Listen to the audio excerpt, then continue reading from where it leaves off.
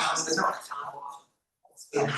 is that still recording in progress? Recording, right? Megan, I'm recording. Okay. Would you like to call the meeting to order, please? We'll start with the pledge of allegiance. Pledge of allegiance to the flag of the United States of America and to the republic for which it stands, one nation, under God, indivisible, with liberty and justice for all.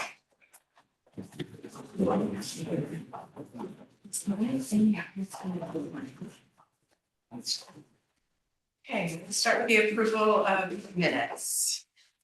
I'll make a motion to approve the minutes from the April 28th meeting. Second. All in favor? Aye. There's no old business today, so we'll move on to new business. 8 Holden Court.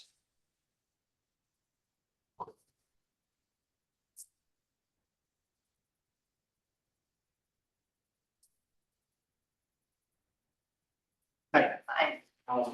My name is Jeff Sands, I'm here on the client. So we are looking to add some, add a 2-car garage to the house, a living room, porch above it. And we relocate, one of the bedrooms above the garage. Keeping in style of the existing house, cedar painted clapboard, cedar shingle roof. The porch is all heavy timber frame, cedar with E-pay decking. That's really better.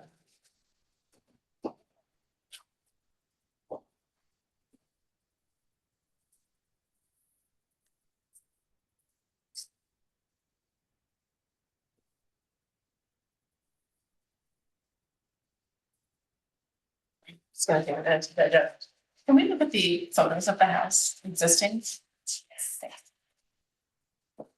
It's gonna be like this style. Okay, that's fine. That's okay.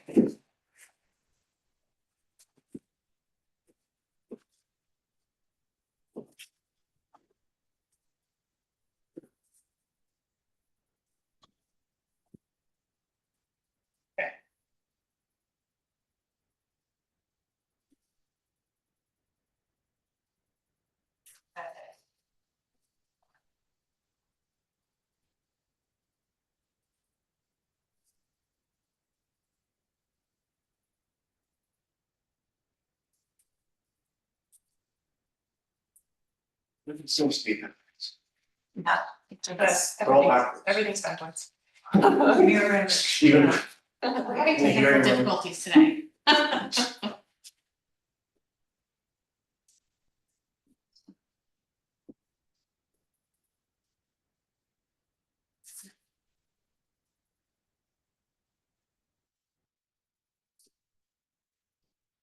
It seems like a lovely, nice, clean design and does give a nod to the original home.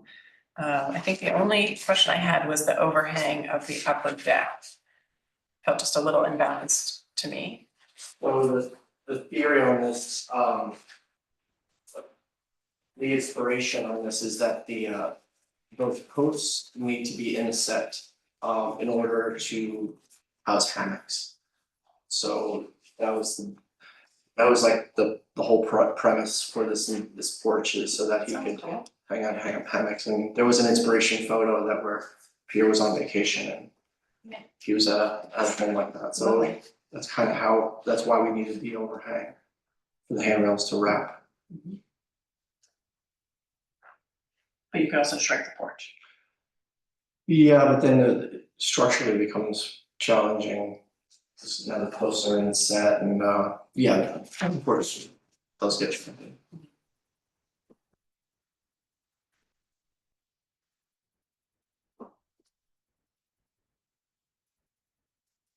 Oh, now it's, yeah.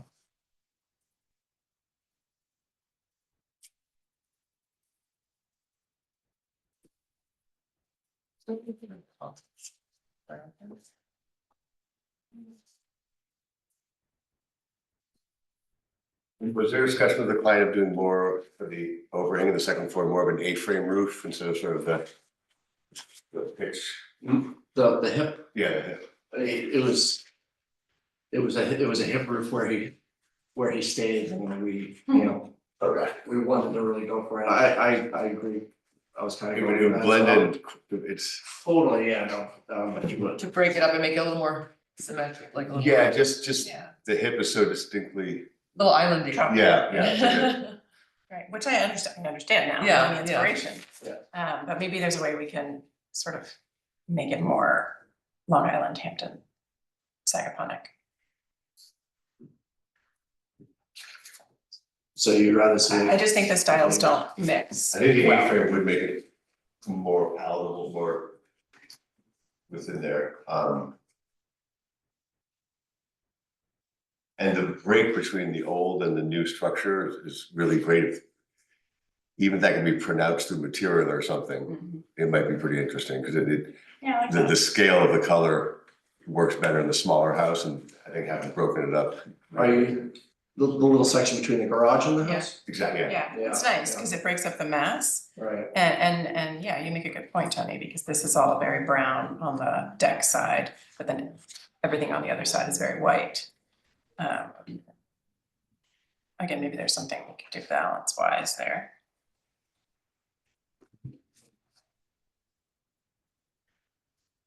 Yeah, it feels a little lopsided the way that it is.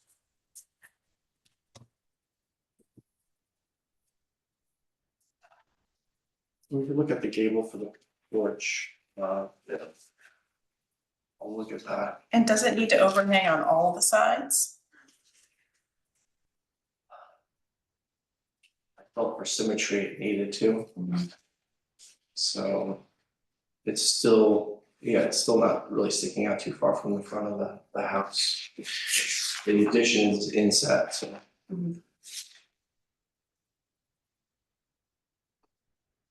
I think the recess does make it sort of less monolithic, and it does, again, show the break between almost three structures.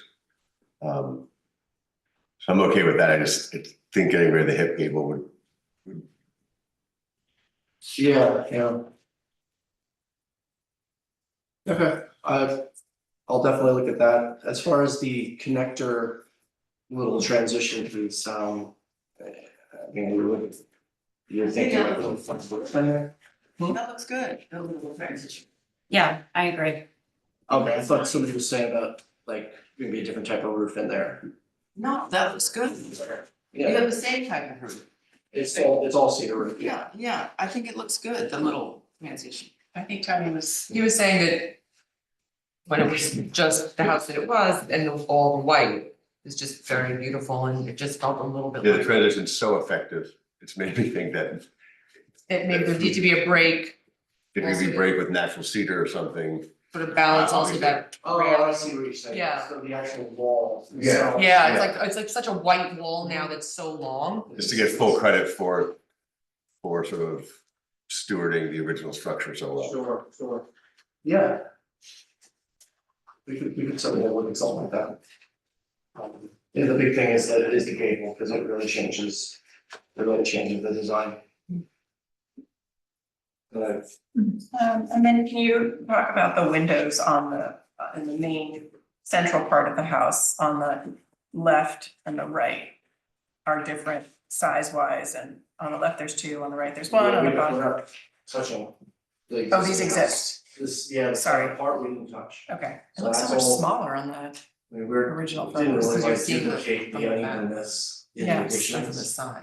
It's kind of just, Got it, one's a kitchen, one's a living room, and they. that's the character, Smaller, yeah, okay, little offsets here. and there. understood, it's making sense now. I mean, I would also maybe just not overhang it on the front. Or set it back the way the garage is back, the deck. The garage is set back a little, right? The separation makes Yeah, it. right, yeah, due to setbacks, we had to shift everything. I towards mean, the side. would which is it nice. be nice if they were both kind of back? The main house were there, or am I? Yeah, the separation would make it a little more think that's what we were getting at. Yeah, it's just, I think my eye goes to the deck right away. And the main part of the house, maybe.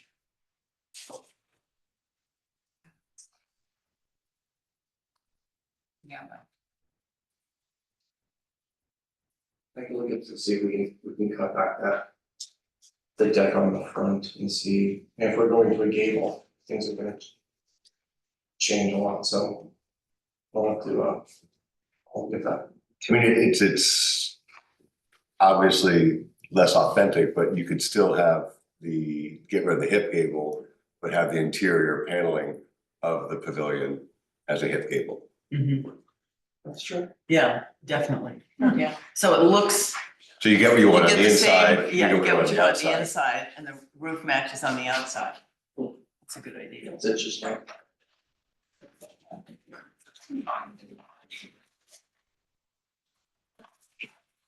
Yeah, because we're seeing it in here, we didn't really see.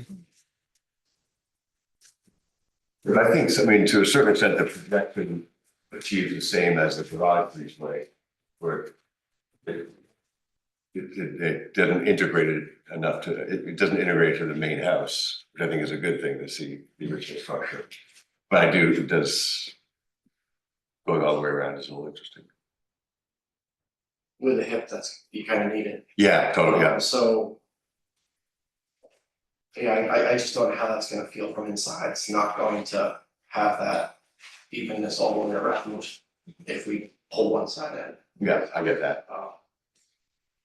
And maybe if we just did the gable and, you know, the overhang, maybe. I would think- Like, I would think that would be a worthwhile attempt. I mean, it makes sense to me.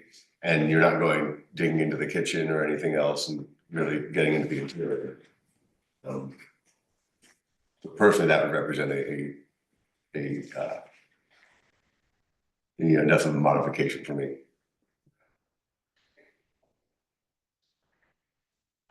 Let's see. And it's just very long and very white. If it was more natural cedar, I think it would blend in a lot better. You know, I was thinking maybe even underneath the porch could be the natural cedar and then the transition between the garage could be natural. That would be great to see. Really, Really define the existing center area. I think. It would celebrate the existing. Yeah. Yeah. Yeah.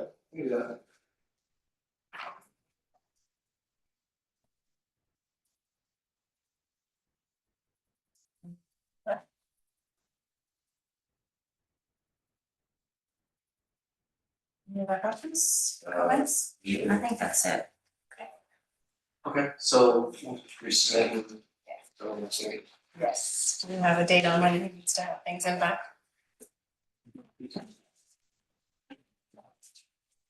It'll be June 23rd, and we have to have the new submissions by June 13th.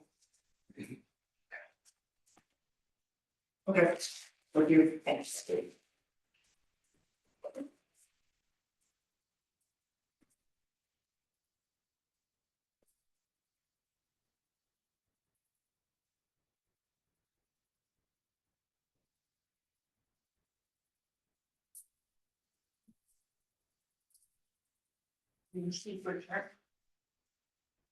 That's all. Motion to adjourn. I'll make a motion to adjourn. Second. All in favor? Aye. It's ready to move on. Okay, 276 Parsonage Lane. Here's the stuff. That's right.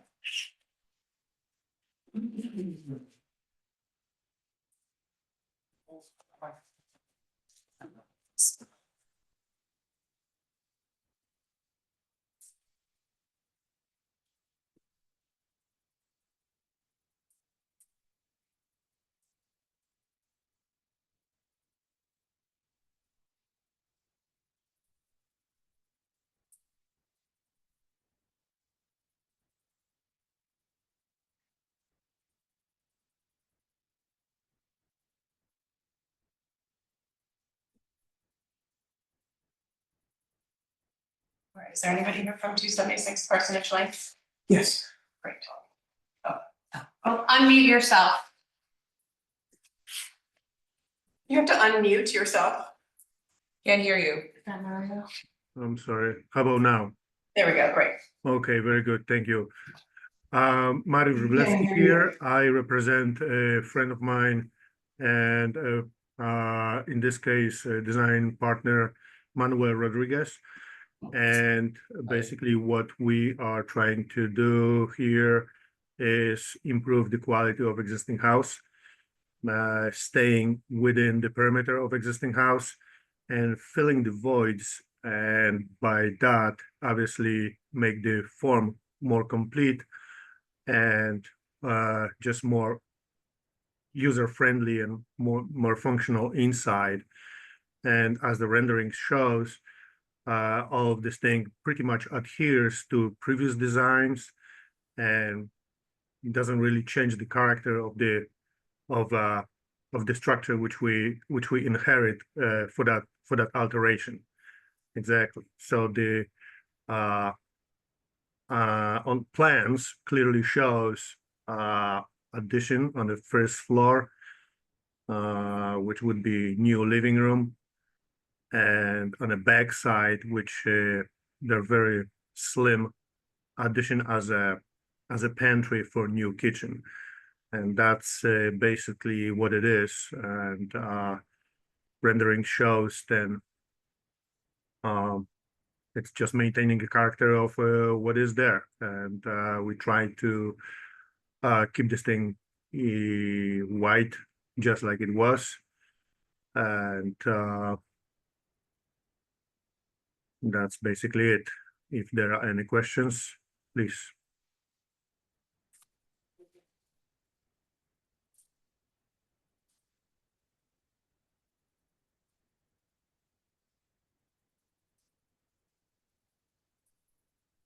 So, No questions. I think just offhand, the first issue with me is that there was a historic structure there, which over time had the addition, which wasn't seamlessly integrated. So you still saw the old house within the new house. And with sort of the consistency of materials on the first floor now and the lack of physical break between the two, the integration does sort of couple the old part with the new part so much that it does detract from the historical quality of the front of that. Well, I do agree, but this is the condition which we being given, and we do not alter that thing. We're just adding to try to make this thing as consistent as I guess we thought possible. Yes.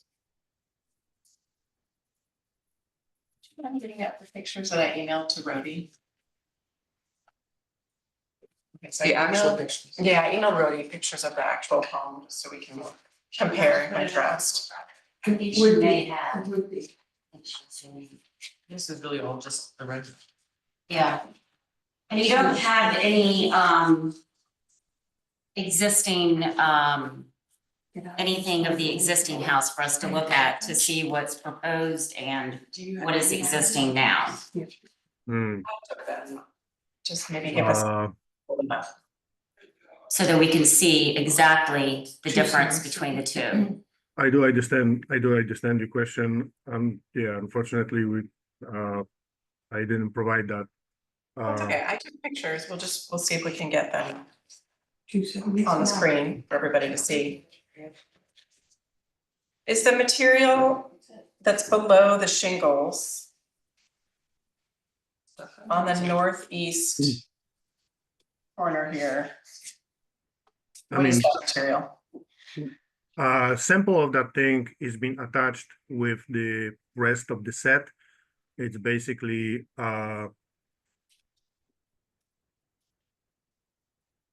plastic like grade siding, cement board, and that thing becomes more and more popular, in Hamptons I've seen, and I thought then this thing would be just coherent as far as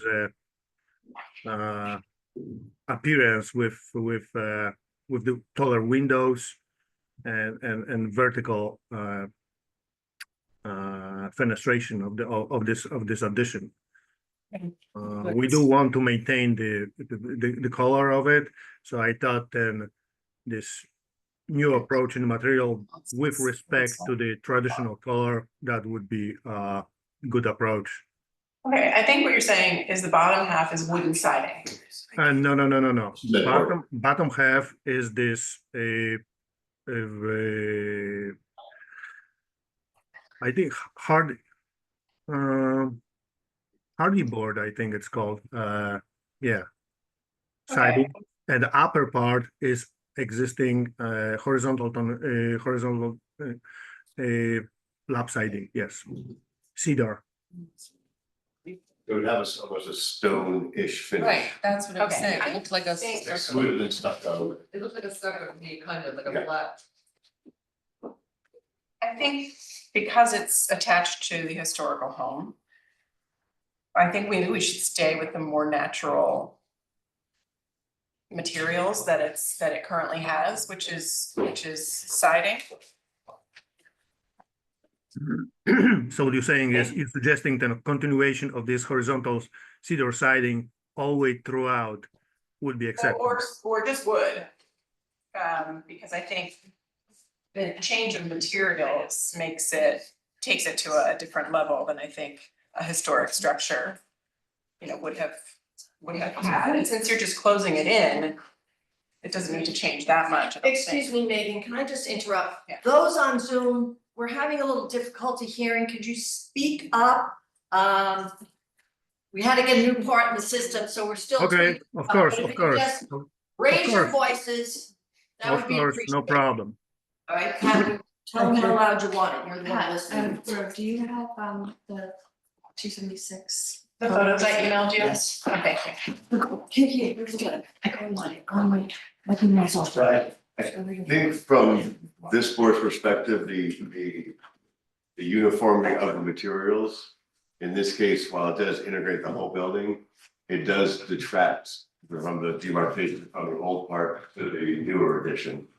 And it's sort of our purview to maintain historic nature of buildings. Obviously, this one already's been stepped on, but it does have that separation.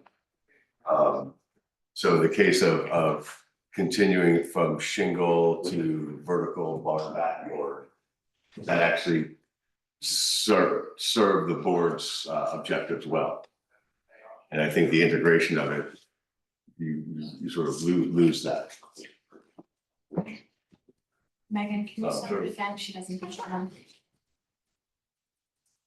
I'll just send us one. Be faster.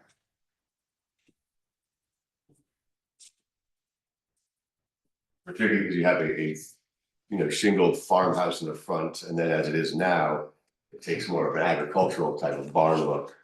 But then by putting the shingles in it, it sort of loses it a little bit.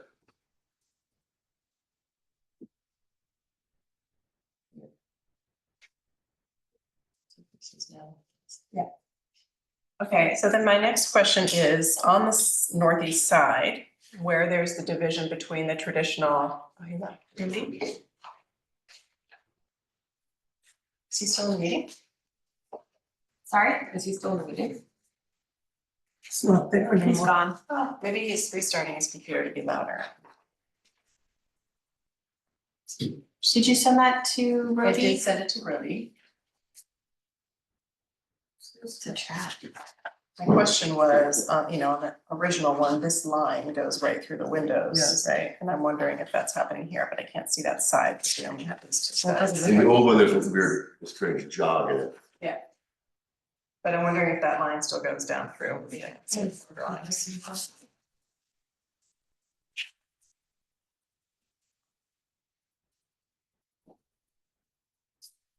Well, what about presentation?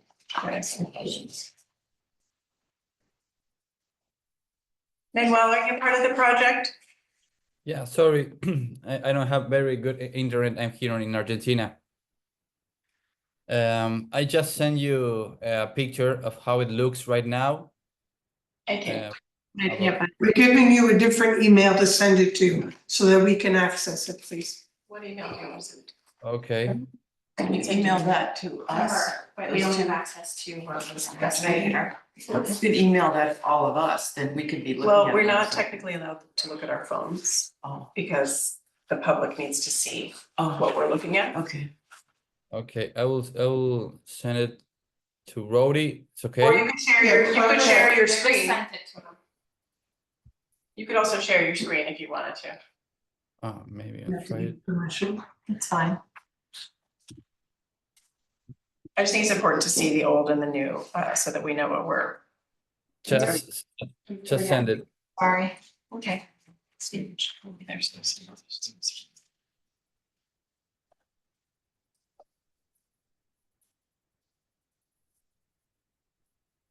Manuel, you can share your screen if you'd like. Okay, I'll try it. Here is Where's the other one? How are you? This is it.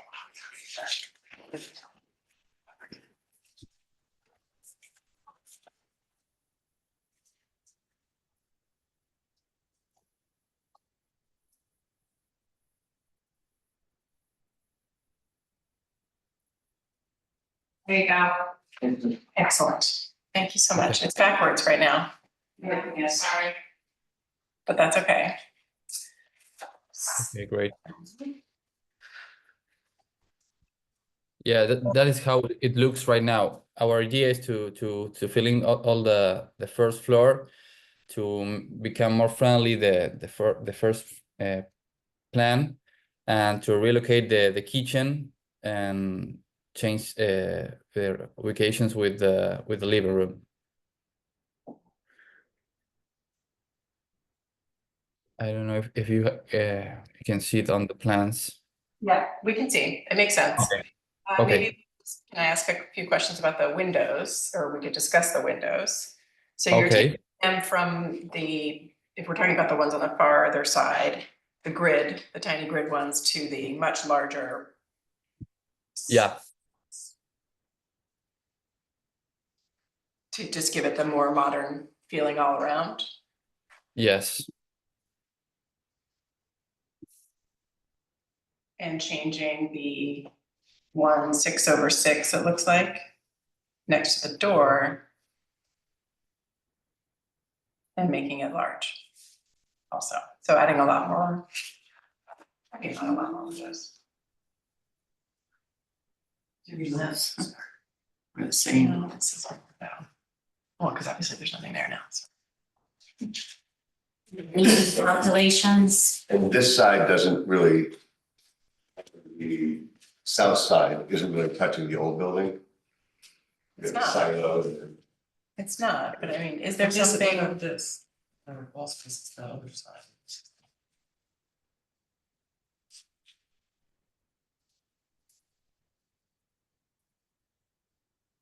Right, this is the best. I think it would be easier for us, or easier, Yes. if you had Oh, I guess. regular north, south, east, west elevations. Mm-hmm.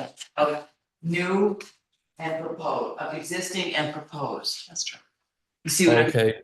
So it wouldn't be just northeast, which is fine, but if there could be just north, new north, existing north.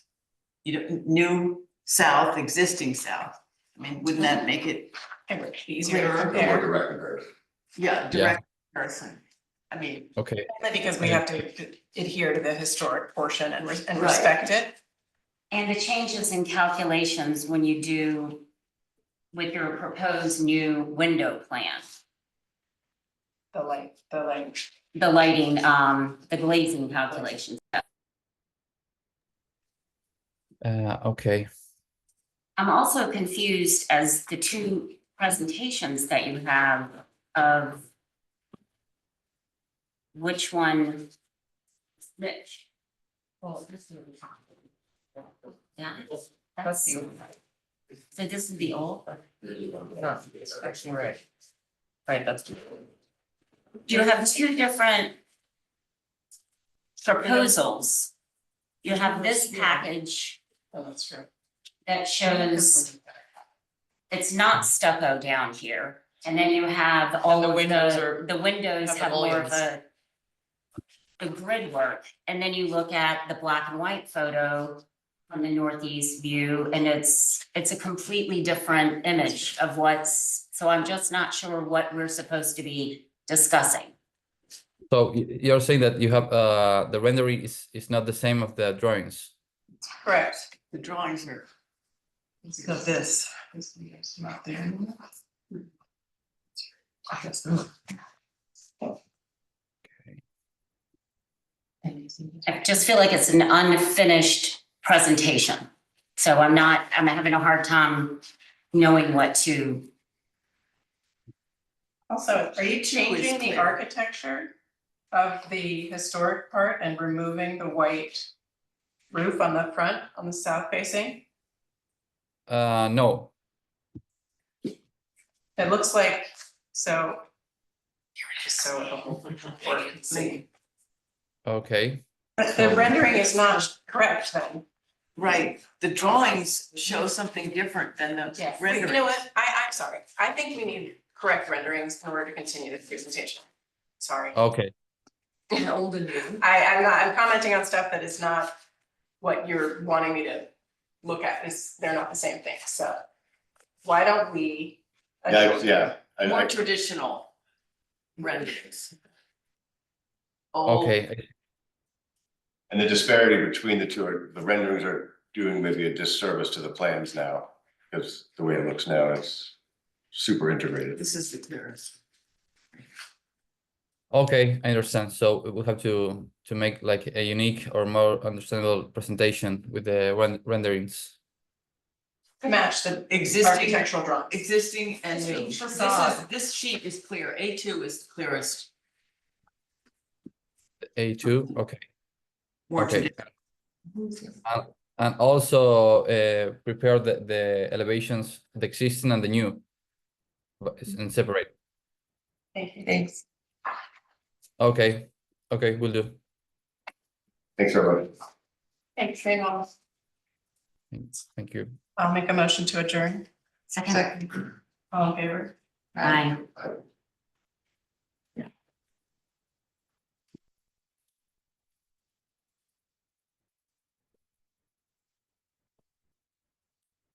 Sorry.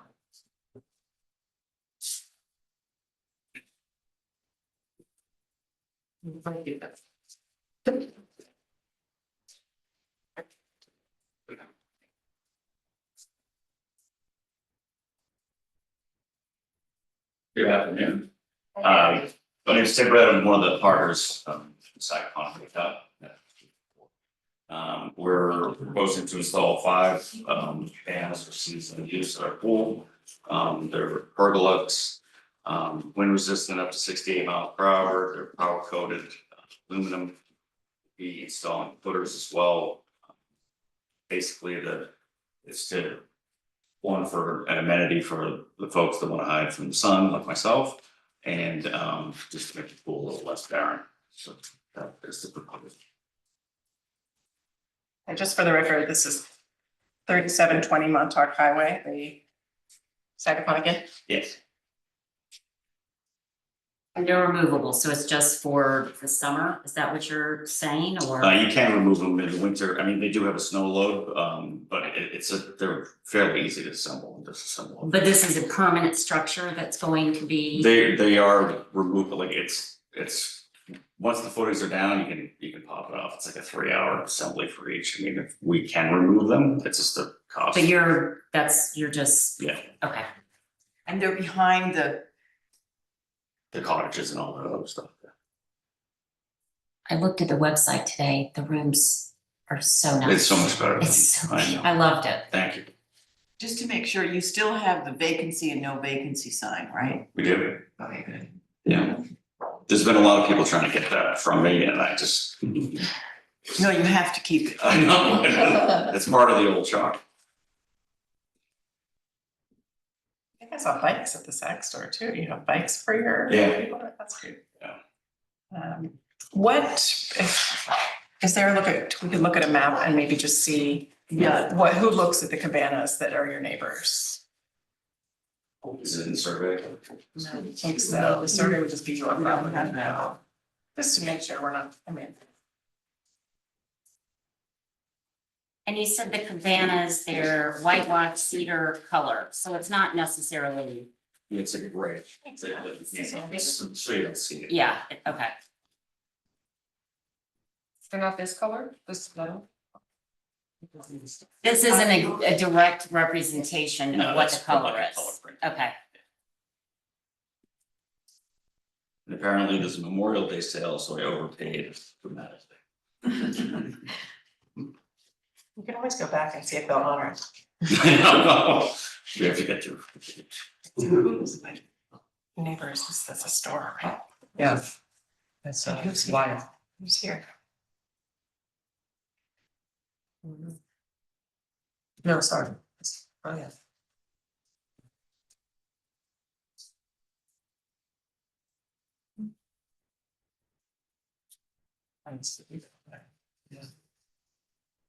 The tennis court there already? Tennis court is existing, but we've put chip seal over it, which is like that gravel, just because we didn't want to rip it up and for future use. You mean you're not offering a tennis court to your guests? Yeah. It was in severe disrepair, so it's a plan that we, you know, In the future, you will. I would like to, but also it's the discussion of how pickleball's hot and also The noise. Yeah, also No, hot. no. No, I know, I don't Don't want do it. it. Yeah, Don't do pickleball, do tennis. they're trying to ban it, and I thought it was permanently. Which Just do tennis. well, Let's pick that out, which is the same thing. well, I know. Tennis not as noisy, and it's very expensive. and the pool is just gonna be open for Yeah, the it's just, season? yeah, it's just seasonal. Yeah. Okay, so you'll Yeah, have it's a it, saltwater pool, we drain it, I mean, we probably have, like 90 days. Okay. 20 maybe.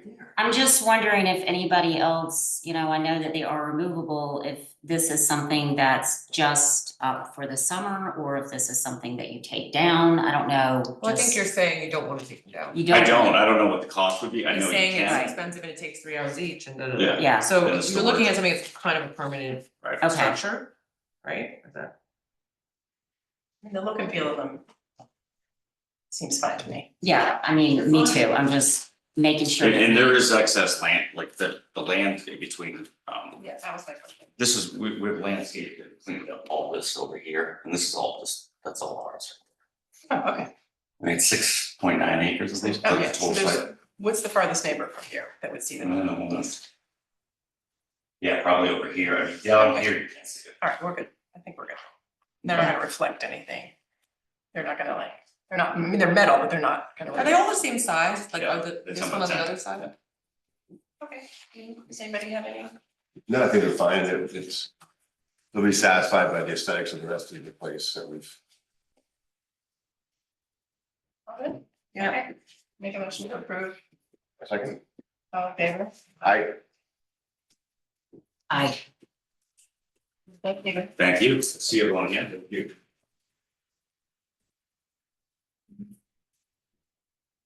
can send you one. It would be nice enough to send the in-laws.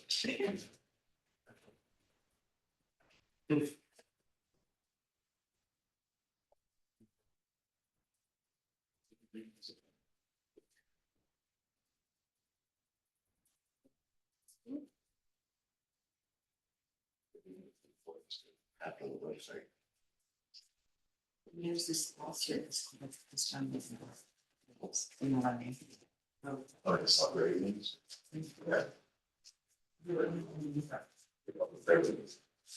Yeah.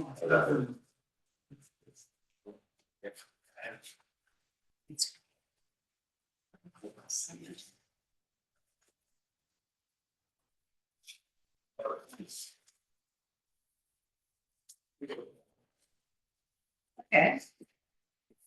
Are you ready? We'll move on to new questions. 694 Daniels Lane.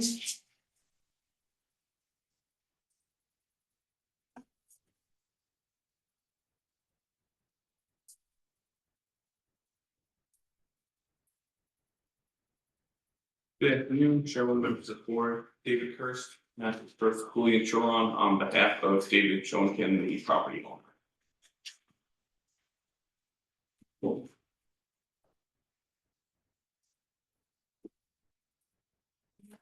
The proposed demolition of all structures that are currently present at the property.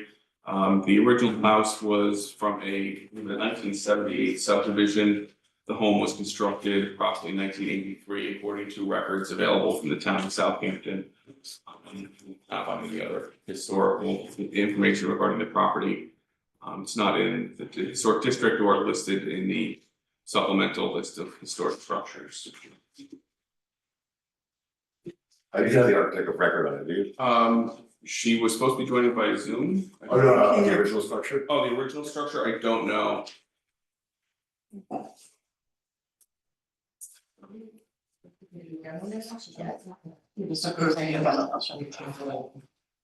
Okay, does anybody have any issues with the demolition of the property? Very well, that's way anyways. No, oh, no, I have no issues, What is sorry. gonna be on the property? We're gonna talk about that. Next, Is that gonna be presented here? Yes, Okay, I'll make a motion to approve the demolition. second, All in favor? Aye. Okay, we're not getting it. We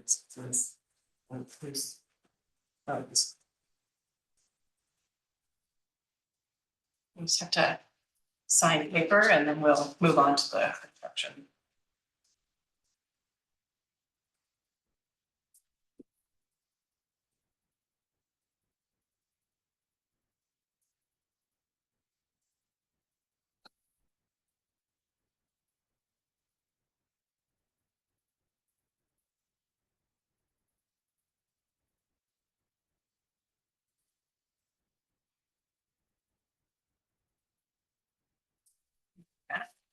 Where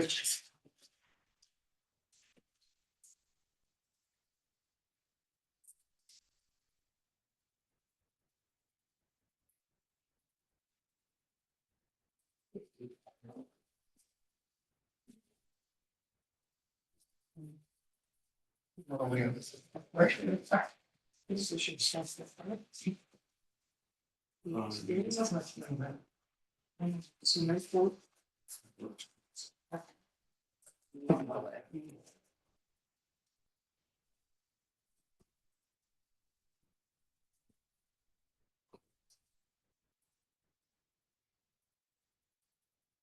Where is it all not here?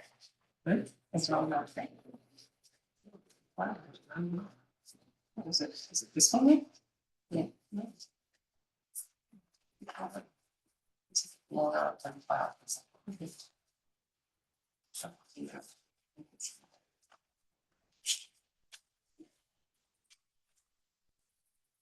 All right. Now we're on to the construction of plan for Daniel's Lane. We're just digesting where it is on the property, and I think the aerial view here doesn't show the actual house or the neighbors, it just shows the neighborhood. No, you are. So on the aerial view, we can see only this, your property, and then the land to the, on the left picture. there were separate aerials submitted outside of this package that have the neighborhood. We want to display the neighborhood. Great, I just wanted to see the direct neighbors, okay?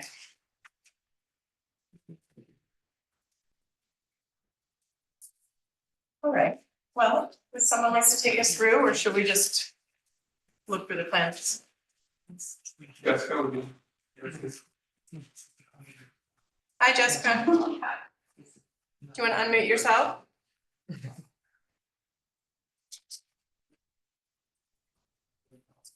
Hello. Hi there. Your voice is a little soft. The volume is low. Would you mind if raise your voice a bit? Okay. So should I present through the Or you'll just go through the pages in front of you? Would love to Yes, hear your yes. presentation, please. My house is here. Maybe you can see. All right, Jessica's gonna take us through the presentation. Okay, so this is a family of 6 that have outgrown the house that was falling apart. So they wanted to accommodate the 4 growing children, a master suite, and the father is also an artist, so he wanted a separate art studio. So we detached the garage and wanted to put the art studio on top of the garage and connecting the two parts with a walkway around the pool area. And the pool is in the existing location. And the current house there, the client is very happy with the light that comes through. They have these beautiful transom windows, and so we wanted to keep that for the elevations. We have a mono pitched roof, as you can see on the elevations, page 7 and 8 of your packets.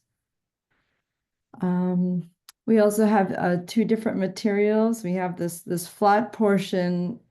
All the flat roof structures are going to be cedar, mahogany, vertical mahogany siding, and the mono pitch would be a stucco. And so we have some light studies and renderings showing what this would look like from the view in Daniels Lane. And from the neighbors' houses and other things, if there's any questions. How does the mahogany age? Because it's kind of a reddish wood, right? Yes, it will age to be a grayish color. No pink hue, What was that? no pinkish hue at all? No. No. Fast.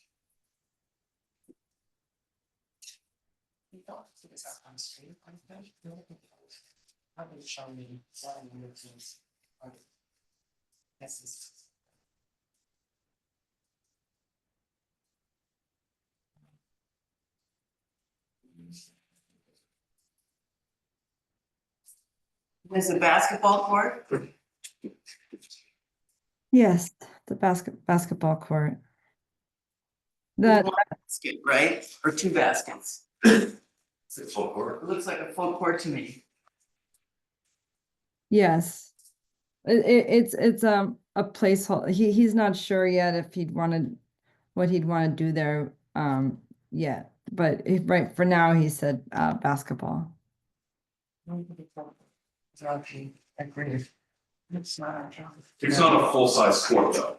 It's a square, it's not a full rectangular like full-size basketball.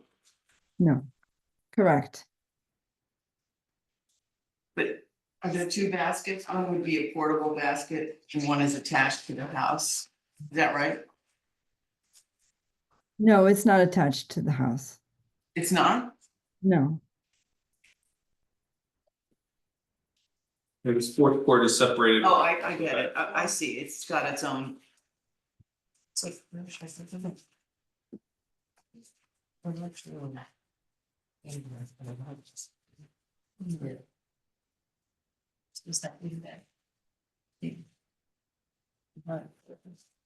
is the driveway. Yeah. You see the basketballs on the phone? Yeah, just. No, I know, that on the big, you know what I mean? I see them. There.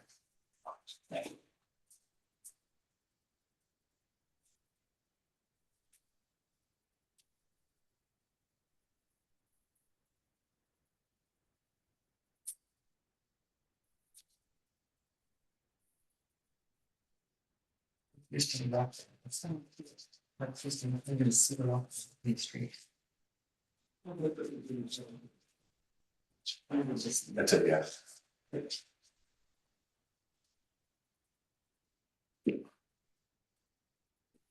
In the renderings, you don't really see the pool that's in the middle.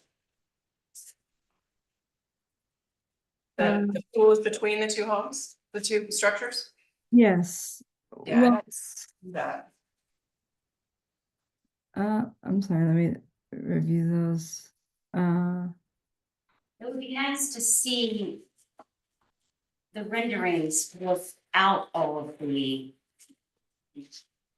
growth, without the shrubs and the trees, Yeah. so we can get a head-on view of what we're looking at from each side of the house without it being concealed. And also from the neighbor's perspective. So I think, you know, when Yeah. we're digesting the design, it's important to think about it from, you know, the residents around it and what we'll experience and see and so the Yeah. pool is sort of right here, in line with the front door of the house, and then straight over that, our view will be of the basketball court. And it's, you know, pretty close to the street, so I'm considering all of that while Yeah. in the design. All the neighbors around that house have hedges all around their property. So I can make a rendering through the hedges. Is that what you'd want to see? With and without would be nice, The what? with and without, just so we can see what we're looking at, you know, on each side of the home. Okay. Is the walkway gonna be seen from the street? Yeah. The driveway, House from the street. the walkway would not, but the driveway would be. Sorry, what? I can see the walkway. You could see the walkway from the street. Rendering one, it would be the view from the street. Yeah. And rendering 4. Here is 1 and 4. Well, it's there, and there's nothing hiding it, so you have to be able to see it. It's in the middle of the house. Yeah, I'm confused. This is. Where is the walkway here? What's all the? That, Right, right there, so that's the street. yeah. And it's blocked by really deciduous trees, yeah. Like, that's like a parallel to the street.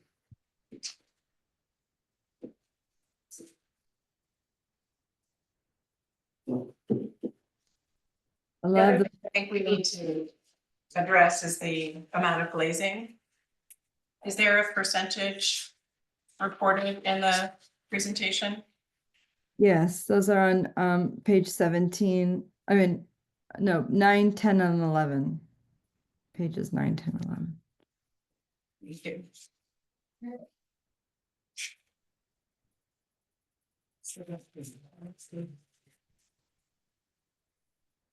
And the west elevation has 41%.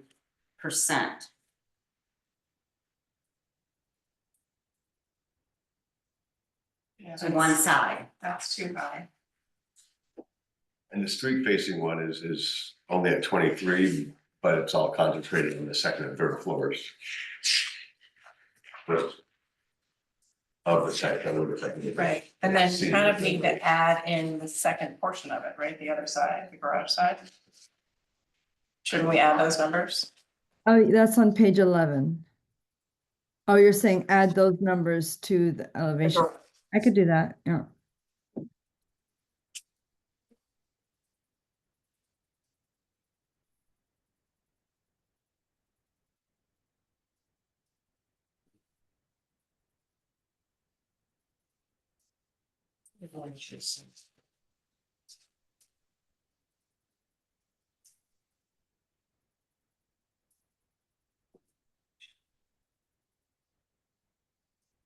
I think it's the risk is that the rents are high, the potential effect of the recess. And if the replay is really that integrating speakers together, it's just really sprawling type of Very place. long, correct. And the breezeway is just for design purposes, it's not, you're not required to attach the two buildings? Right, it's for design purposes, because also our restrictions with the setbacks was a very narrow, because as you could see, there's a drainage easement on the one side, so for access from the main house, but keeping the paint fumes separate from where everybody sleeps, that was the solution. Interesting. And the pool is in the existing location. Pool, is that right? Yes, It is. Stays, it's slightly larger than the existing pool. okay. It's in primarily 3/4 of it's the same location, and the other end is a little longer. You can kind of see the original pool is 16 by 32. The proposed pool would be 18 by 43. So it's longer and wider, not towards the street. It's on the survey, you can see both pools in that.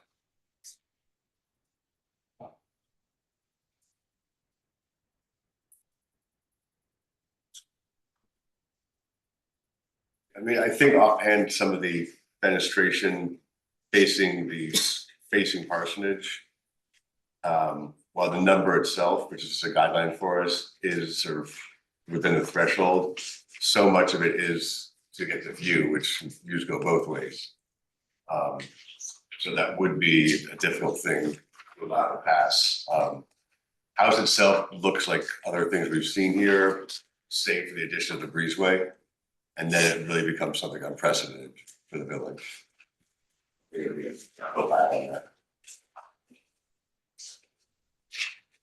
I think also the sport court, seeing that direct view to that.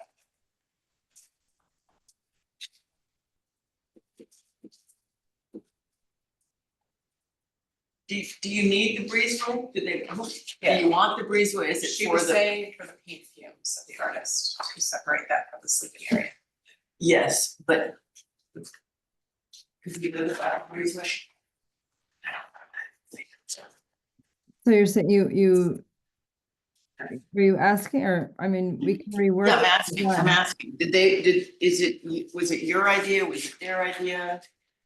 It was my idea, Okay. and the client liked the idea.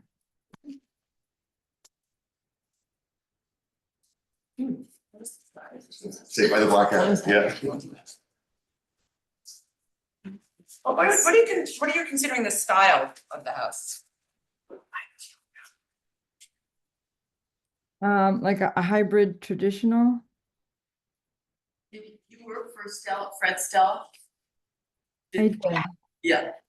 You've seen the houses by Fred Stella, they've come before here. Here, just It's little. not Yeah. really sure. I just understand the, design motivation. Yeah, I worked for Fred Stell for almost 10 years. Yeah. So they like to do that, to have this separation of materials, and in this case, the client also really wanted the roof deck to look out at the ocean, and the only way I could see that with the height restrictions was to have the two separate roofs, one mono pitch, and then the flat roof with the deck. One is lower. Which that would be perspective 2. Between the shed roof and sort of the box in front of it, so they. That's the front. Yeah, so it's right over the primary bedroom suite. Sorry, so the deck and the breezeway face Face the street. Daniel. Right. When you come back with the next set of renderings, could you put on whether it's the perspectives north, south, east or west, so we know what the house we're looking at? That would be great, yes, because that's what I keep flipping back and forth, trying to figure out where I am and writing it down to And make then notes. take away the trees. It's very confusing. You see the legend on the bottom, the plan legend? kind of shows, On This is the bottom. every page. no, the bottom, For example, page 10, No, the life study, it doesn't say where it is. yes, that's what I was worried about. oh, okay, but the renderings, the plan, the reference plan shows you where each view was Yes, from. now you kind of see. On like 13, page 12, 13, 14, 15. So if you could, on page 9 through 12 of the life studies, just put where you have total wall, 23% glass. If you could put whether that's north, south, east, or west would be really helpful. Okay,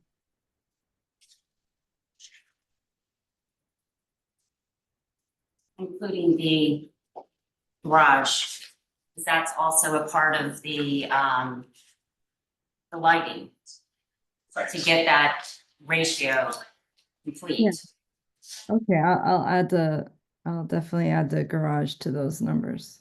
Thank you.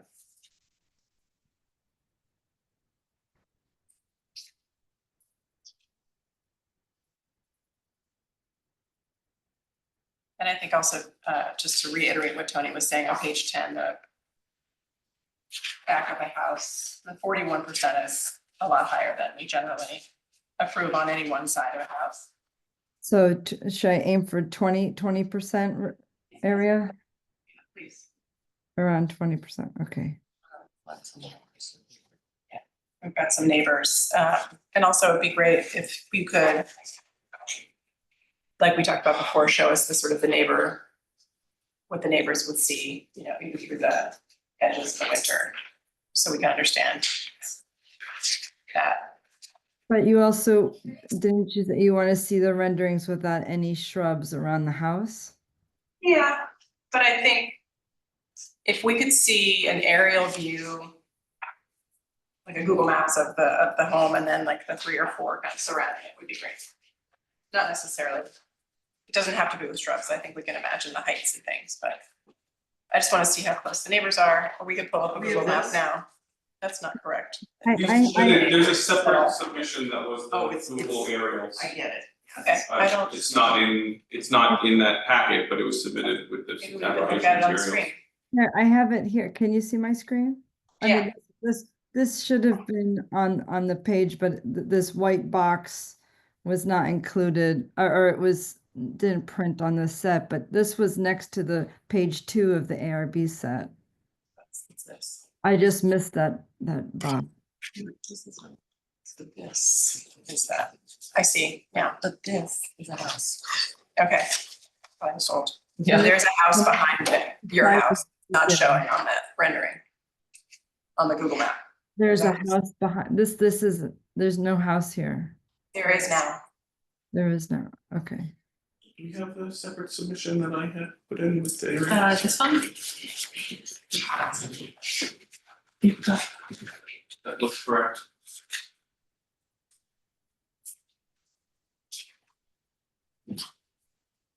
If you can bring it up. Oh. As much as I can.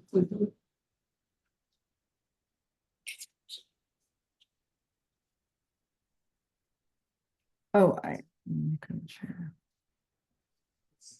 That's a fully developed piece of property right behind you. That's helpful, thank you.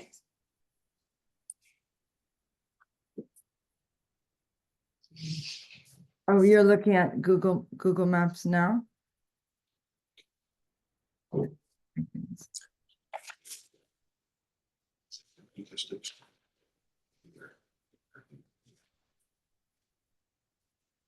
Oh, some kind of during the house. Okay.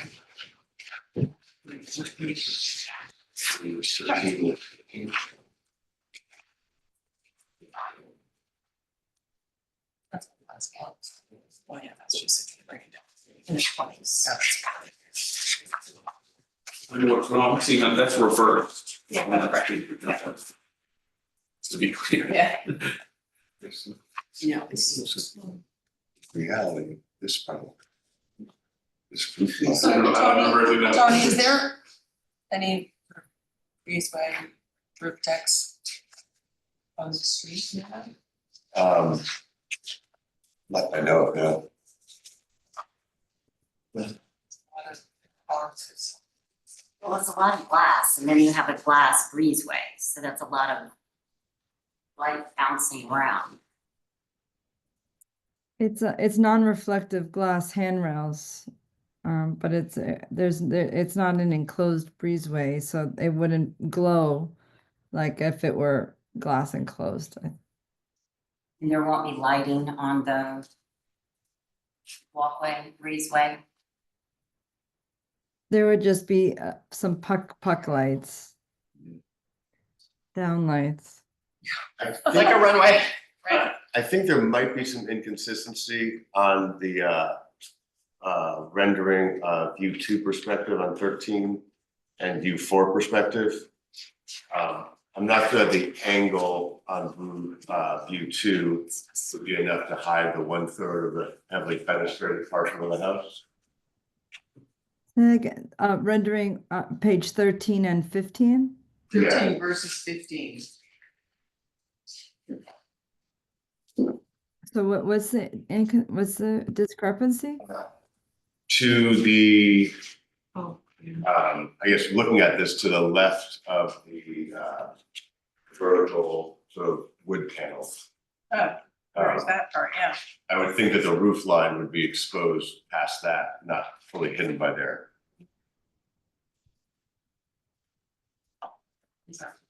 Well, so there's a deck there that aligns with that wood box, and before the breezeway, the walkway. Yeah, but then that's followed by 4 windows per floor next to it.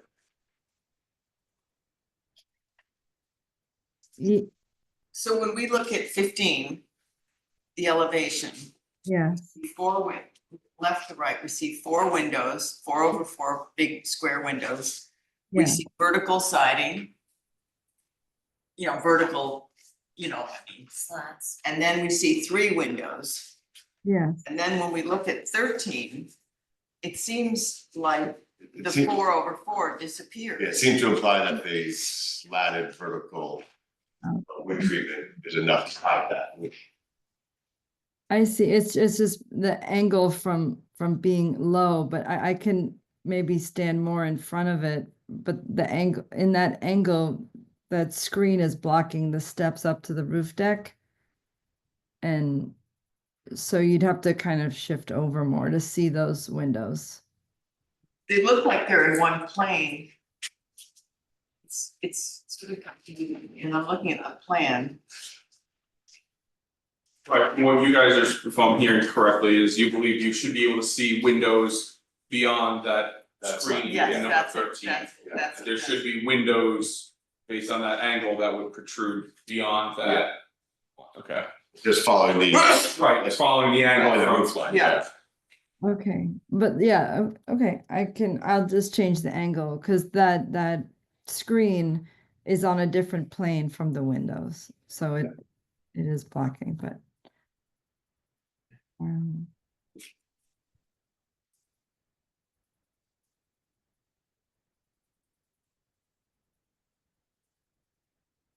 Yeah, maybe just without perspective, just a plain elevation rendering, colored rendering. I just renderings of the elevations, okay.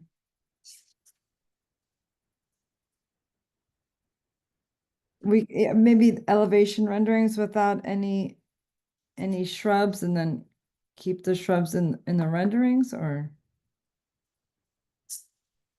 Oh, please. What is the material of the fireplace, the chimney? What was it? What was the What is question? the material on the chimney? I think we're just having an exposed flue. Well, no, If it's it's drawn as a stucco chimney. cinder blocks or what kind of stone is it? Yeah, it should be a stucco to match the stucco.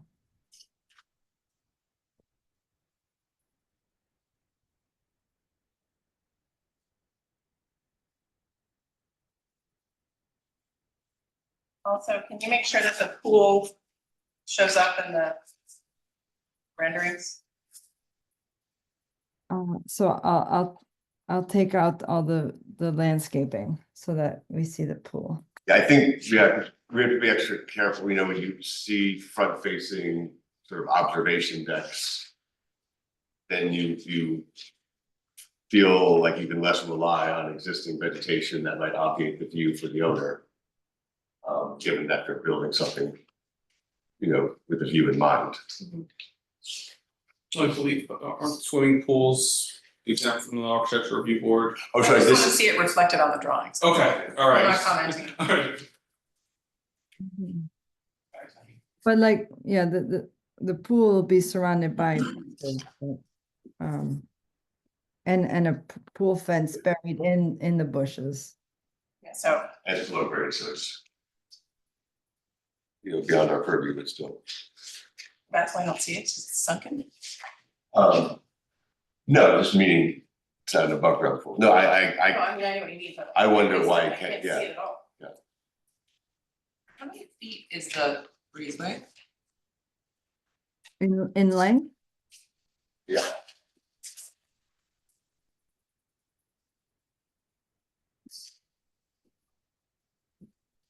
And Well, the pool is, the pool. it's 40, Well, It's 16. 43, so So let's it's, look at the plan. so it's 47 feet until the deck wraps around there. 47, so we had. I believe on rendering on page 5, 65 or something, page 5 of the package, 65 feet, is that? it's 48 feet yeah, it's not. from the garage to the. 65 maybe?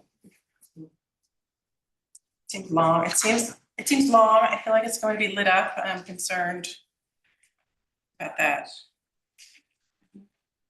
Would it be better if it was enclosed? No, I don't think so.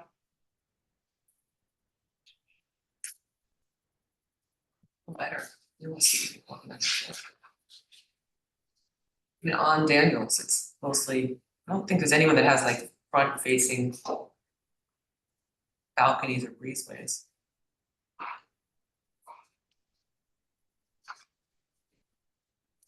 The fence that you're talking about that's going around the pool. I can only see from the back view of the house, this one fence to the right of the garage. So where would the pool be fenced off? What do we see vertically that comes up there near the driveway? Yes, let me see. If you go to page 4, that line with the X's is the pool fence. So it would be along the front of the house with some hedges in front of that. And also on the rear end of the garage and on the other side by the areaway going down to the basement. Yes, on page 4, it runs right along the edge of the patio, along the edge of the pool, connecting the corner of the garage. The X's. Are- Yes,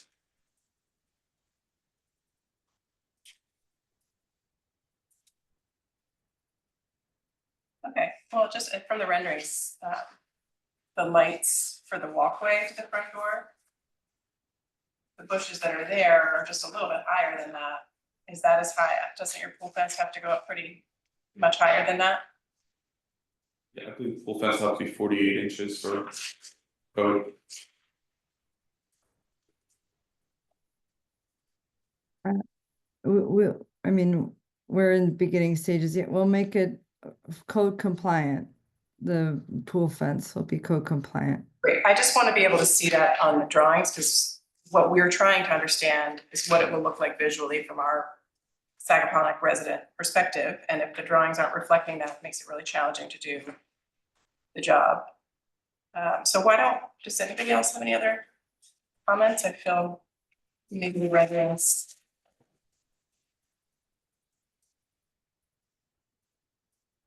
not quite giving us the proper view that would eventually be built. And it's also, beyond all of that, it's a very industrial looking home. For this area, I know it's not in the historic district, but the feeling is very very choppy, very cold. Not necessarily modern, if that's what I was asking. It's just kind of. Well, you tried to break it up with different materials. And with wood and maybe add some more wood or something like that. It just feels very industrial. It doesn't look like a home. What's the material on the back? The page 14, That's stucco, the whole back. yes.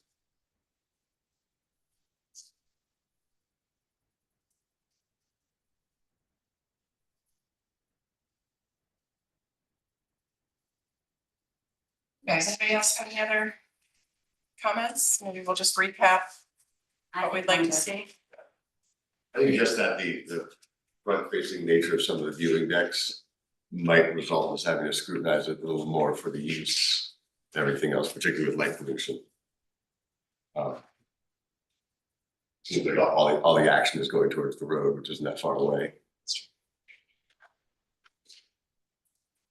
And so where do we stand with the breezeway?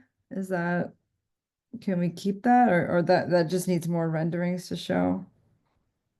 I would play around with it and just see what you could come up with, you know, if you wanna give us a different perspective of something, we would. It would be pretty unprecedented if it didn't come to existence. And precedents already get us in trouble years down the road. We decided the two separate components are some stuff we've seen before. They're not redundant of the house they're demoing. But as one large sprawl, then it does get as was commented before, it does take a non-residential tone to it. We also have to consider how wide some of the houses can tend to take up space, that what we normally love about Sagaponic is the open view where we can see through, and it's lovely. And that's part of why I kind of like the breezeway, because you can see through there, but it's so spread apart, it almost has this like, it makes it just look like a huge massing. And so, and there's a ton of space back here. I know you have a building envelope situation, but does the pool, can the pool go back there so then the breezeway doesn't have to be as long and make it feel like it's very large? Were you saying put the pool into the backyard? Yeah. Well, he doesn't want to move the pool from the existing footprint because he loves that he can hear the ocean from there. Mm.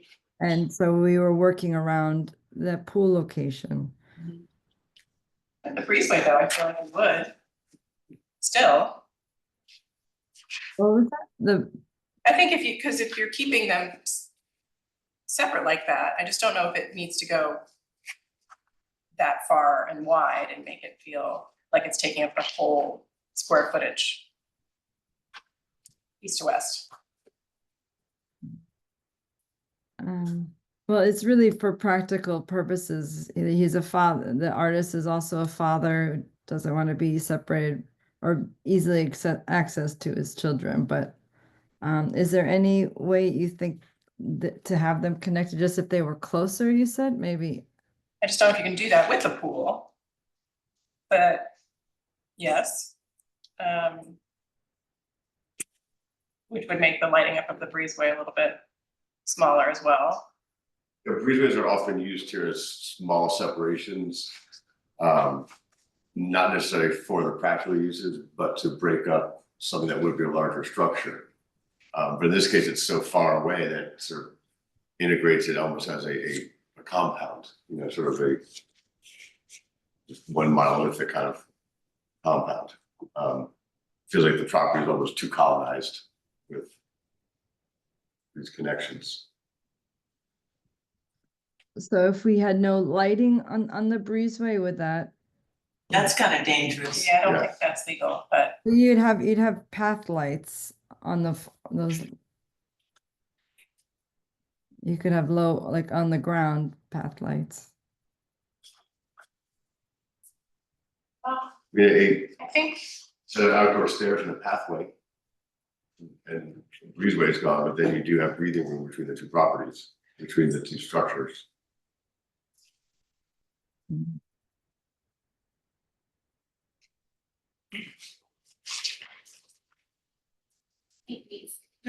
giving you enough Heard to the figure out, you know, Yep. right, digest it and come back. You have any questions, Jessica, before we adjourn? So if I reduce the windows on the rear elevation and re-render without plants, and then you want the breezeway reworked, correct? Somehow. you don't love the way that it currently is set up. And then you could also present the square footage north, south, east, west. And Yeah. add the garage numbers in there. Let us know what the chimney material is. Let us know, make sure the renderings we can see from the front show that's western side of the building that Tony was mentioning. And just in general, does particularly the south, I guess, facing the ocean, seem sort of like a zero-sum game kind of design where every window that affords a view of the ocean will be viewed from other people trying to enjoy it more organically. So it doesn't necessarily help neighbors enjoy what you guys are trying to enjoy. Can you see the ocean from there? What was that? Can you see the ocean from the On the third floor deck. third floor? From the roof deck, yeah. Yeah. It's even the second floor, it's only the heads, which we heard this. And then if you could add the pool fence in, that'd be great. Okay. Okay. Thank you. All right, thank you. Bye.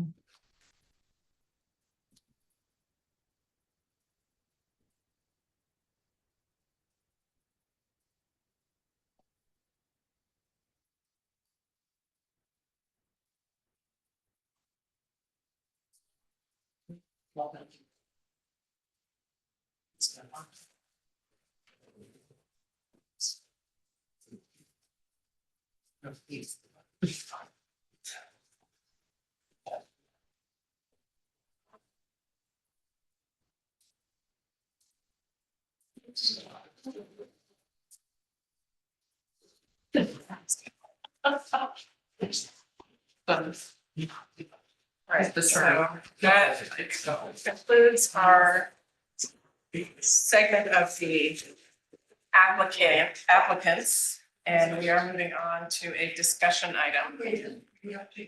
Oh, sorry. I would like to make a motion to adjourn. Second? All in favor? Aye.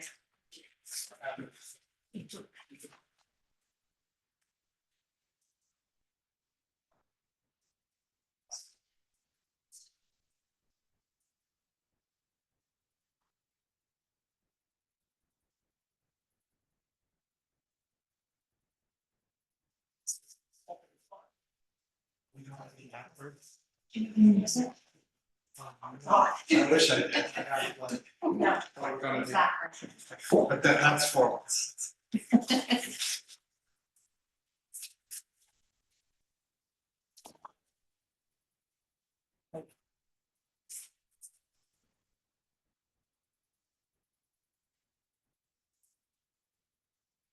All right.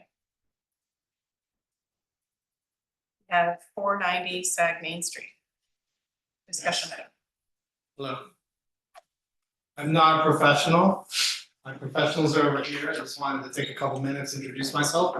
My name is Michael Nardi. I'm the homeowner, designer, person who's putting this all together. I first approached Nile about building this home. I was able to acquire the property in 2020. I grew up out here. My actual grandparents used to live at 118 Sag Main Street. And that was recently changed. Aunt Sophie lived on Hedges Lane when I was a kid. And when I approached them, I said I wanted to build something of the land. So I wanted the house to resemble the terroir, if you will, from out here. And so the reserve is 488, the property is 490.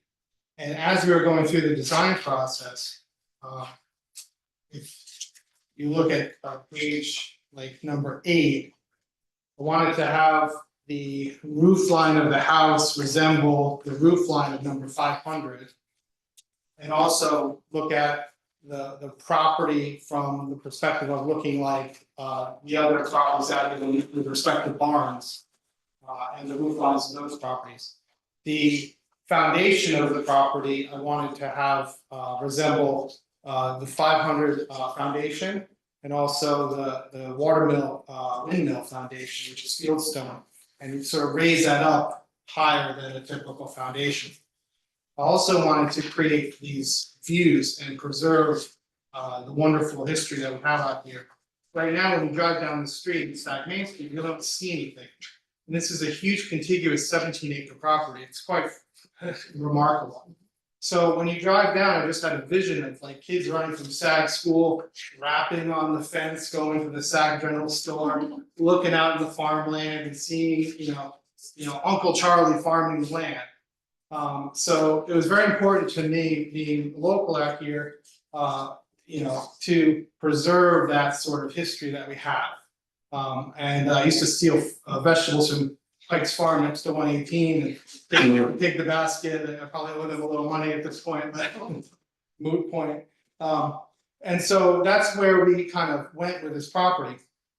Now, it is set back from the street, and having the foundation of the stone rise up a little bit, you end up limiting the windows and the street views of any lighting that's coming off that street. So really what we're getting is a property that has you know, a barn-like roof line, a roof line that mirrors number 500, views out over the west for the homeowner or family. But then on the east and the north, because of the stonework, you don't necessarily see that.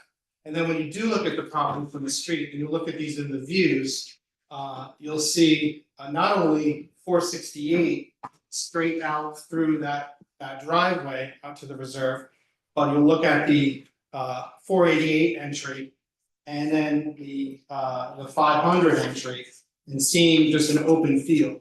I think probably for the first time in maybe 25 or 30 years, so it's quite extraordinary. But I just wanted to like introduce myself and say what my vision was for the original property. I know you're gonna have a lot of questions, and my smarter than I people are here to hash that out with you guys. Thank you. Thank you very much. Thank you. Thank you. That was great. I'll try and do that justice. Good afternoon, Chairwoman Odekar, members of the board. Thank you for your time today. If you indulge me, I'd like to begin with some context and our approach, starting with page 2, if that's possible.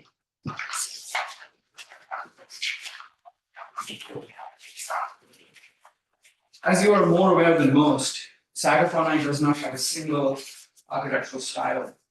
On one hand, it retains the traces of its agrarian past, homesteads, barns, and utility structures shaped by function and time.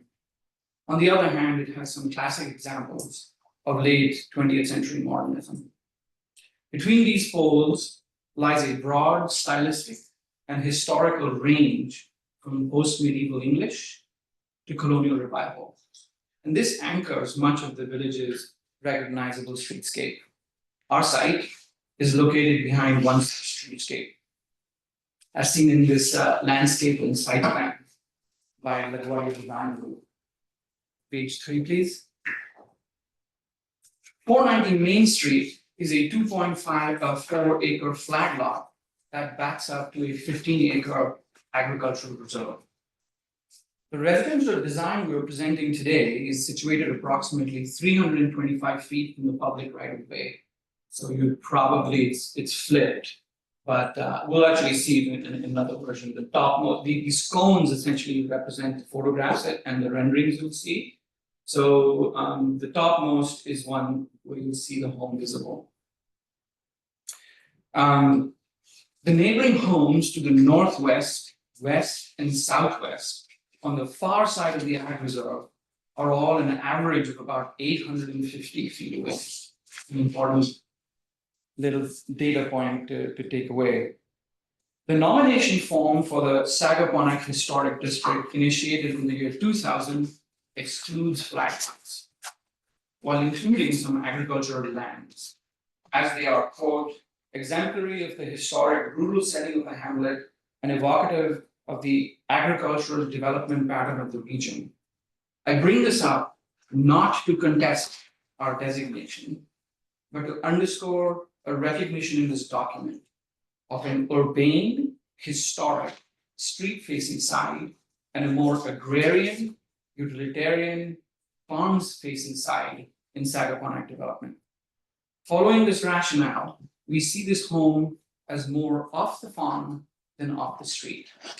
I'll pause here so you can review this theme with a series of slides. So pages 4 through 9 or slides 4 through 9 describe the street-facing side, and pages 10 through 15 display the design from various vantage points, including across the agricultural reserve. So I guess, yeah, the blue cones essentially represent the vantage point, so you know where you're looking at it from. And a few things I'd like you to take into account, some of them Michael brought up, is you will consistently see view corridors that are for the public benefit, that essentially have the ag reserve in view of the public view corridor. You'll see a few other structures where the home that we're designing is simply not visible. This is by design. We're looking at historic homes that my client has already also purchased with the intention of restoring them. If you might hold on to this view, this shows the agricultural building that is also appended to this package. We've only provided you that for information purposes, so we can talk about it in relationship to the home itself. So the structure that you see on the top rendering in the middle, I believe it is page 8, yes. You will see how it shows up in the view.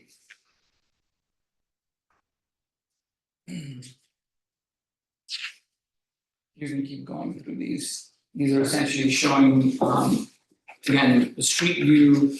And this is probably the last one. On the left-hand side of this image is what is called the Roger Polima's house. And this is also one structure that Michael and Heather are restoring. And one important factor that we see here is the view corridor Michael mentioned, which doesn't exist today. And in the newly developed streetscape, you will get a view directly through to Right, I think we go to page 10 now. And again, these display the design from various vantage points, including from across the agricultural reserve. So I want to try and describe where they are. I think the key plans tell you which vantage point these renderings are taken from. But if you have any questions on them, I'm happy to take a look at the visual you're looking at and provide some information. 10 to 15 essentially shows you the from other vantage points.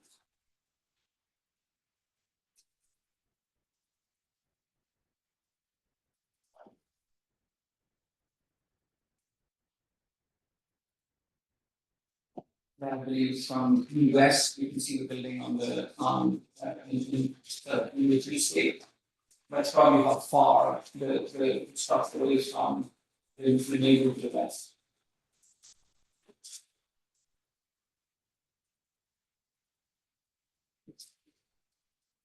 This is from the south east. And is probably a view that is within the property, but shows the building from the southeast.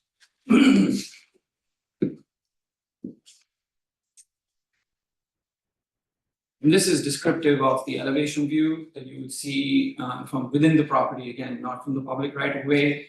This describes a few things that are featured with the design, this stone base that Michael mentioned earlier. And one other factor that I will point to later on is the upper level massing as compared to the lower level massing. The upper level is 40% of the entire GFA, allowing us to step the structuring, right? I'll bring that up when we talk about it further.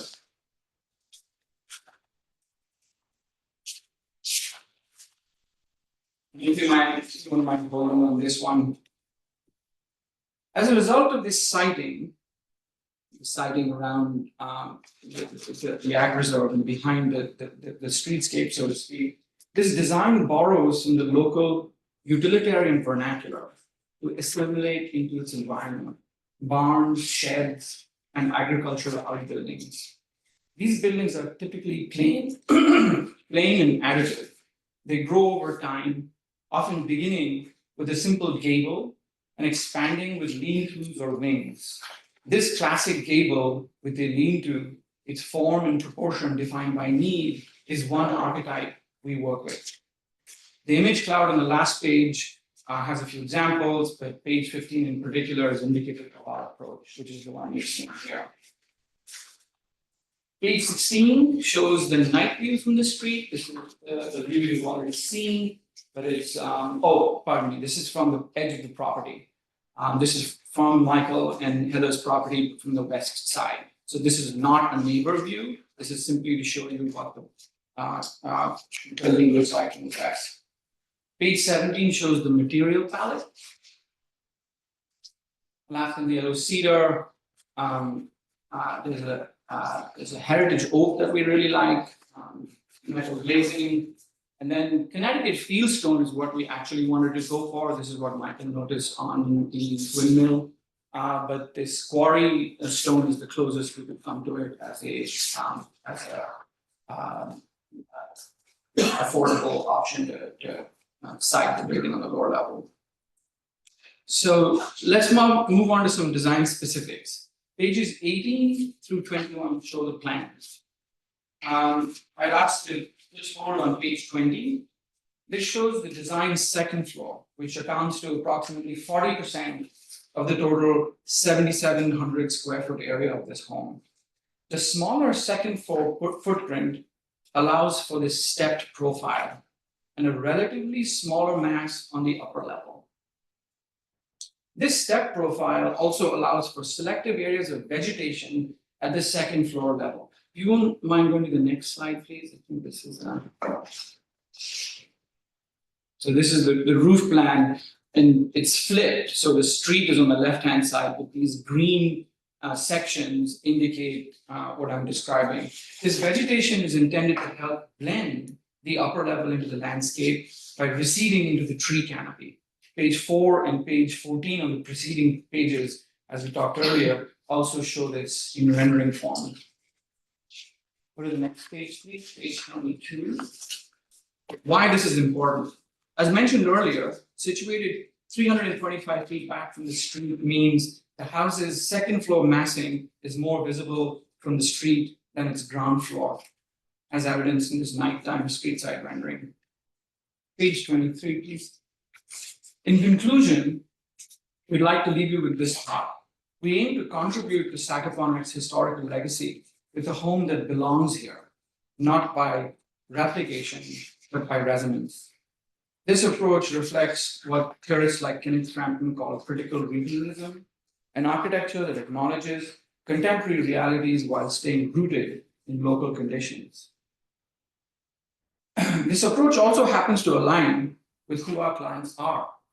Folks who grew up here want to savor its history while also celebrating its agrarian roots. To achieve this, they have acquired the historic Sea Breezing, it's at 500 Saguenay, and the Roger Polimas House at 468 Saguenay, seen on pages 6 and 9 respectively. They intend to restore these historic structures at one end while also supporting a working farm on the other. Their home is the piece in the middle that makes this possible. We look forward to working with you on this project. Thank you for your patience and consideration. Thank you. Beautiful presentation. Yes. Very well, really well composed. Thank you. Help me with the minutes. Thank you. I also commend you on storing this property. Thank you. Yeah. I ride my bike over there all the time. Very, very fortunate to buy this property, it's really good for it. It's a lot to digest. Yeah, I think we can say a few initial thoughts. If you need, we also have an appendix, I know there's a lot to digest, we have the Ahrb presentation as well. If you'd like to look at that, we're happy to talk about it, but I'm curious. Do you guys want to see the agricultural portion of the presentation? Is that the white? no, actually, I meant, thank you for reminding me. That's actually an existing greenhouse. We're trying to convince Mike to get rid of it and change it. We'll see how that happens. Cute. It just doesn't have a cover on it right now. It blew off, we have to put it back. Being fixed. Yeah. Restored. The ag building is fairly simple. It shows up in one of the renderings. I forget which page. Will that come across our board though, or no? I believe it comes across after the, yes. Which one? The ag building. The ag building in the middle? Generally, most ag buildings are exempt from ARB review, however, we do ask the owners and the builders if there are choices of materials and color to please come. But typically an ag building is exempt from architectural review. I mean, I'm curious about it just because it's all one Well, yeah, so happy family. page 7 is what it shows up as in your the 490 presentation, because it's part of the streetscape. Sassy. And I forget what page it shows up in the ag presentation, but it's exactly the same building. Okay. It's Shows pretty clearly on G4. No, that's existing, and that's staying, I Okay. think. This is what he's talking, this is the building here on page 7. Yeah, and if you have the package, if you open it, you see the same structure. It's 40 feet by 100 feet. Alex Balsam from Balsam's farm is actually farming the property and has been for 2 years. 2 years, and he kind of described what he needed, and we worked with him to figure out what the ideal size, basement, turning radius, et cetera, et cetera. So that's this presentation in his letter. Yes, yes. Okay. When you come back, one thing we had done the across the street empty lot was we had asked for sort of a panorama. I mean, you're doing, this is perfect presentation, but as we were walking down the street, like, what are they all kind of Norman Rockwell. next to each other? Of Stockbridge, just, yeah.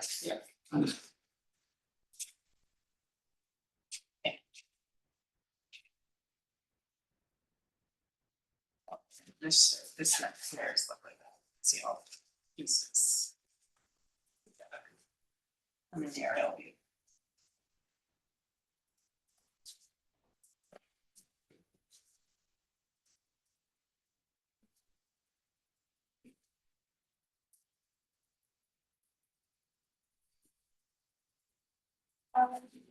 Well, seeing it's not an official application, does anybody have any sort of initial thoughts? I'd say the level of fenestration might be an uphill battle. Even though it is a flat lot, I think the viewscape will be under scrutiny of the village and so that might be something to pre-address. Is it the street side that is more of a concern? It's the back side that I mentioned, the closest home is probably 850 feet away. On page 16, that's the That's what The west facing, is that? That's correct. So this is 50% glass, it says. 52. That might, That's fine, we tend to hover from, under 30, but in the 20s generally. you can figure that.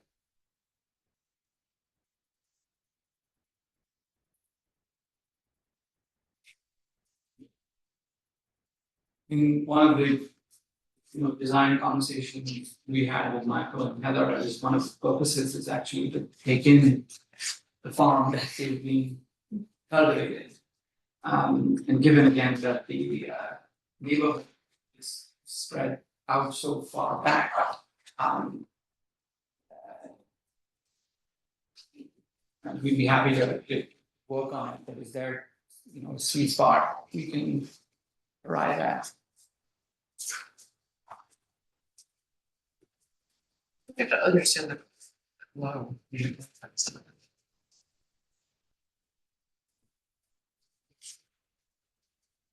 feel like it's more, which I can't really discern right now, but sort of an inflection point where the amount of fenestration can start to detract from the agricultural nature of the design. Point taken, yeah.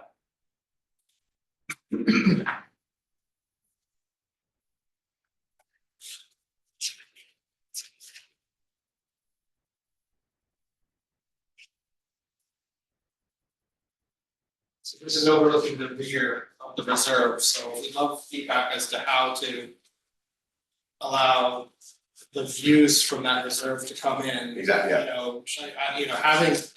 Going back historically, glass was just very expensive, so windows are really tiny. Yeah. And heating wasn't very easy, so you didn't want glass in the wind.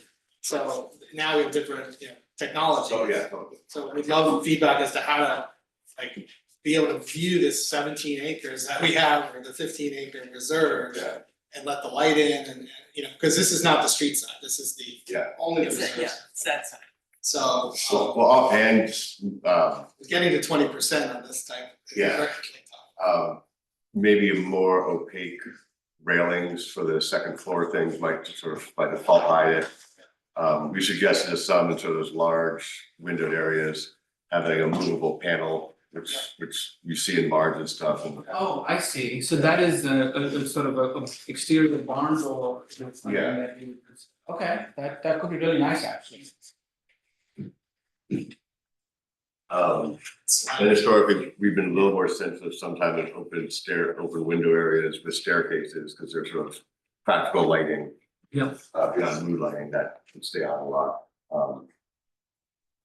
It's hard to, talk about this in context and not totally in context of the stewardship of the village you're doing for us, which is amazing. But we gotta look at this because someone will take this part and Sure. move it to the beach and get us in trouble. I looked at prior presentations and slats were discussed, how do you treat those in terms of just? They usually taken, say it's a 1-inch slat every 2 inches, which would not be used by architects, but you take 30% off for that. I don't know, how does that feel from the inside of the house though? Right. No, I Chris- mean, Yeah. depending on which angle you're in, you don't see anything. Yeah. So I don't love that solution, but that's up to you guys, I think. I Well, also- we're open to, as a family, we're open to what you suggest. I just think it's really important that we open up the entirety of that street from 468 all the way. I was there this weekend and the general store starts to back up at 500. How are you feeling about that? They're already parking on the street. Yeah. So, just having that, right now there's some bushes and other things and a lot of trees that are just overgrowth. So having that all open just really brings the entire field back to the street and the community, which I think is really important. Absolutely. So that was my number one goal in this project, and obviously coming up with a design that fits, the land and but also is mindful of the historical aspects. We do as a family wanna enjoy the views just as everybody too. The view, so if you're hanging out back at the SAG store, you'll see this view on page 13. More or less, yeah, it won't be as exposed as this.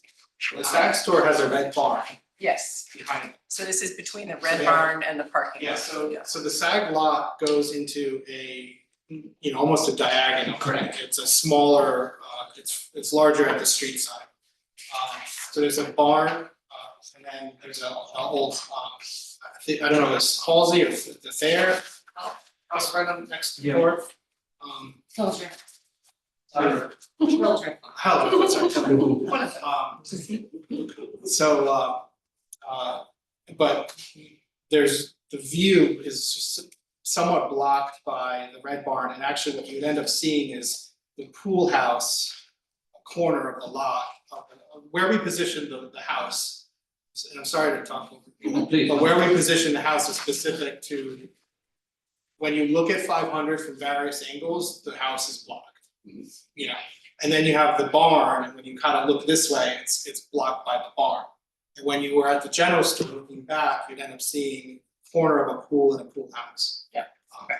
And that's without any screening, which, I grew up out here, hedgerow to me is like, Meadow Lane, that type of stuff. It's Yeah. not, it's iconic, it's not Yeah. Bridgehampton. So true. Yes. It's a different, so I don't want that. It's overgrown and rambling.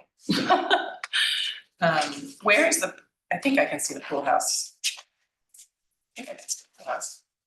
And is there a page where you can? Yeah, you will see it in the Warrior Designs page 2 basically. Small. And 16, right? Is this it on the, like, over here? Here? That is correct, on the right. Right here? Yeah.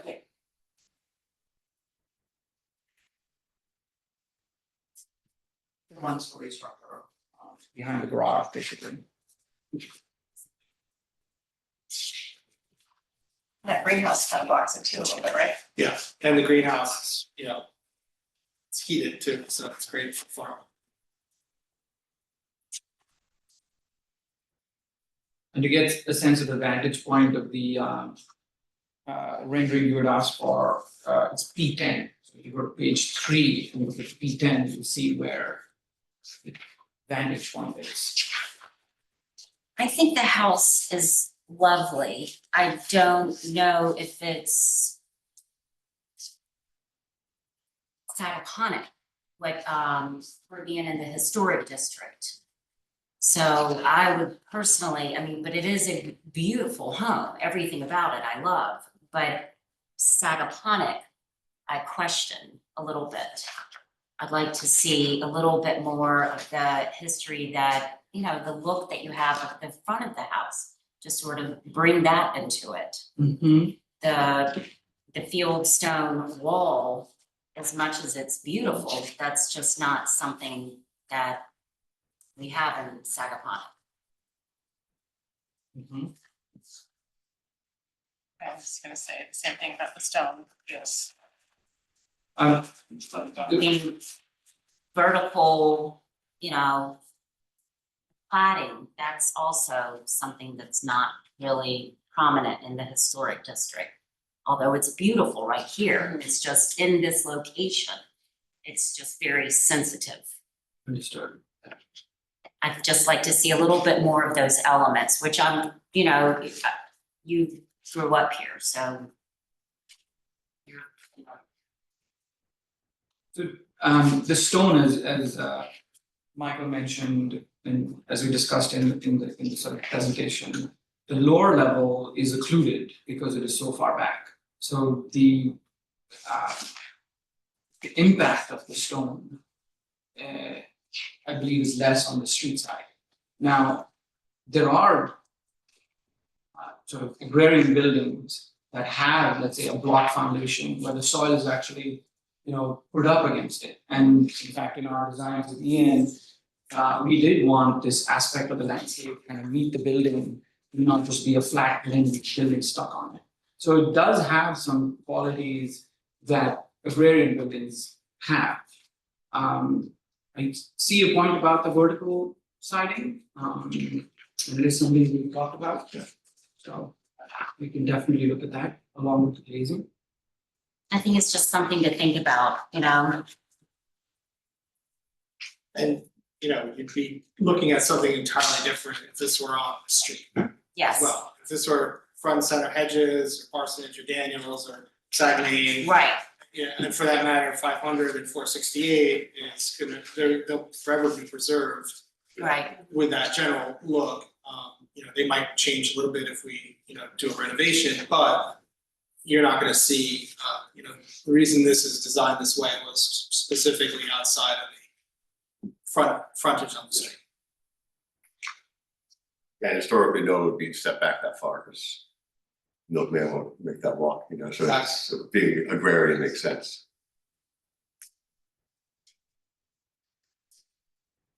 It has a European feeling to it. You know, like, I don't know, I think it's nice. We were settled by Europeans. Yeah, there you go. I specifically wanted the roof line to resemble the 500, you know, and then other barns. If you look at it from a profile, you see sort of, you know, the pitched roof, and then it trails off mirroring other barn structures out here. Yeah, it has the additive approach to it, kind of optical.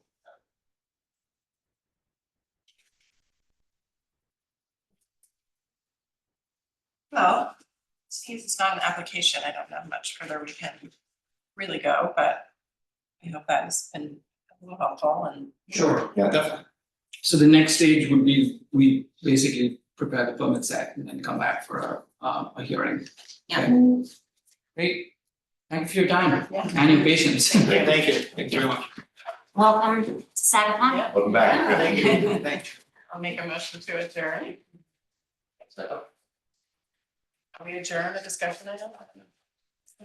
Yeah, Well, that's the meeting. yeah. Adjourn the meeting. Yes, I would like to make a motion to adjourn the meeting. Anybody?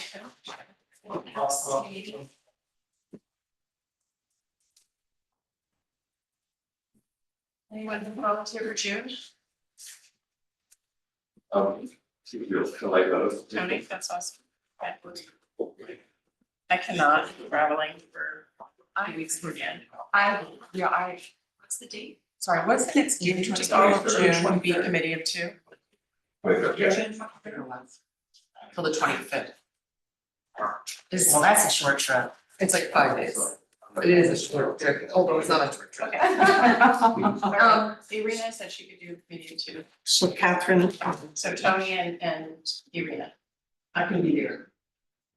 June, So That's Tony- committee of two. Sorry, Tony and Irina are gonna do the committee of two. And then for the meeting, does anyone, I just wanted to check, I'm away. I'll be around, okay, just. I'm here the week before, I'm here the week after, but if it's the 23rd. It's June 23, June 23, right? motion to adjourn the meeting? Yes, I'll make a motion to adjourn the meeting. second. All in favor? Aye. Thank you.